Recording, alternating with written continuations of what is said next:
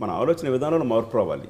ఇప్పుడు ఉన్నటువంటి మనకు ఉన్నటువంటి అవకాశాలు ఎన్ని ఉన్నాయంటే అందిపుచ్చుకుంటే వేల కొద్ది అవకాశాలు ఉన్నాయి మనకి తెలంగాణలో. ఇప్పుడు Hyderabad is one of the most well developed destination now.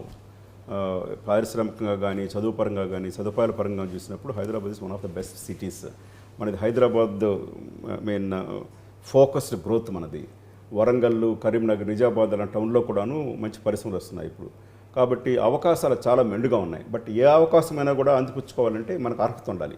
ఆ అర్హత సంపాదించుకునే దానికే ఏటీసీలు, అడ్వాన్స్ ట్రైనింగ్ సెంటర్లు ఇప్పుడు. సో నా రిక్వెస్ట్ ఏంటంటే యువతకి అవకాశాలు ఉన్నాయి, విద్యార్థులకు మేము వెళ్తున్నాము, గ్రామాలు ప్రతి గ్రామంలో గ్రామ సభ పెట్టమని చెప్పింది నేను. రండి, చేరండి. వచ్చే సంవత్సరం ఇంకొక 5,000 కోర్సులు 5,000 మంది అదనంగా తీసుకోవచ్చు. అవసరమైతే ప్రభుత్వం ఎంత సహాయం చేసేందుకు సిద్ధంగా ఉంది. వీళ్ళకి స్కాలర్షిప్లు వస్తున్నాయి. వివిధ వర్గాలకు చెందినటువంటి స్టూడెంట్స్కి సంబంధించి హాస్టల్లో చేర్పించడానికి కూడా మేము ట్రై చేస్తున్నాము. ఇంత ముందుకు ప్రభుత్వం వస్తున్నప్పుడు అవకాశాలు ఇస్తున్నప్పుడు అవకాశాలు అందిపుచ్చుకోకపోతే అది misfortune not only for you but for the state, for the country. దయచేసి ముందుకు రావాలని చెప్పి